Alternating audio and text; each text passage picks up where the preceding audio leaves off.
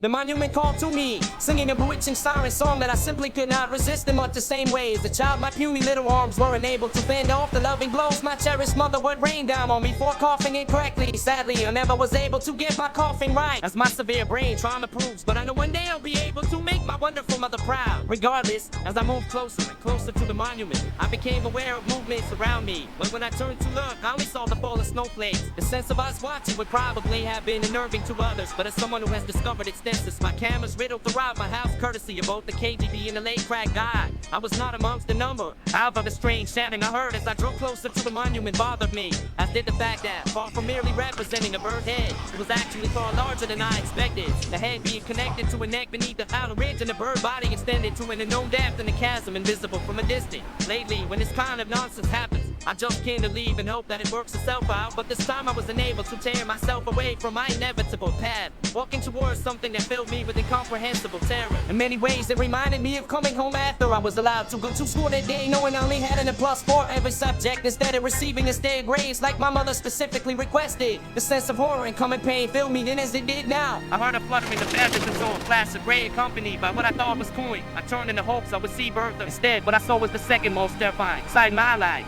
second only to the times my beautiful and wonderful mother looked in my general direction. Arrayed all around me were 4 people wearing cloaks made of seagull feathers, all wielding spikes. The horror at seeing seagulls out and took my power of speech away. I mean it metaphorically, cause I can't shut up. Anyway, they compelled me to follow them using their spikes, even though I'd be fine to follow them without the use of their spikes. My heart racing, we walked toward the massive avian statue, which on closer inspection turned out to be a gigantic seagull. Curiously, I saw the people dressed in the cloaks and seagull feathers offering what looked to be stolen food to the statue. Then the statue blinked and turning to the offered food. The colossal beagle pinned in the food was thrown into the mouth of the bird. Let out a satisfied noise, and I swear to life, the snow around it seemed to recede a little. Then it turned its gaze to me. Oh shit, the huge creature fixed its eyes on me, and I felt all my desires fade away, gradually being replaced with an overwhelming desire to course others with spikes into giving me the food, even though they declined to give me the food without the spikes, and then giving the food to this giant seagull. I felt an unusual sense of warmth as the softness of a seagull feather cloak enveloped me. Felt a lot like how I imagined a hug from my mother might feel. And I don't mean one of her classic jokes where she pretends to be about to hug me only to punch me in the most vulnerable part of my face, the mouth. All my worldly desires began fading away. That was when I heard her.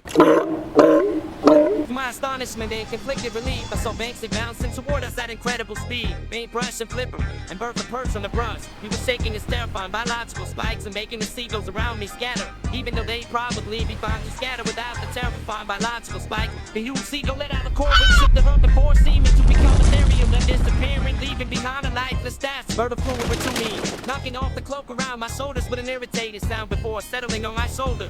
She made a quick series of moves toward Banksy, while herself gave a series of bellows before turning 2 bounds away. Apparently, Bertha, after conversing with the parrot on the beach, had discovered we were merely in the tropical part of the 313 and had intended to simply leave me home. However, because I inadvertently accidentally wandered off through no fault of anyone in particular, she been spending the past 2 days attempting to track me down. By the time she caught up to me, I was in the territory of the seagulls and being stalked by them. Bertha was terrified of seagulls at the best of times, became nervous and decided to go and get help. She gone to Banksy, being that he was the only person she knew was both nearby and had experience carrying away seagulls.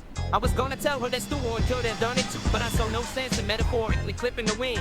Instead, I thanked Bertha, petted her, then told her that as a special trait, she could ride on my shoulder while I bought her the finest bird seed available.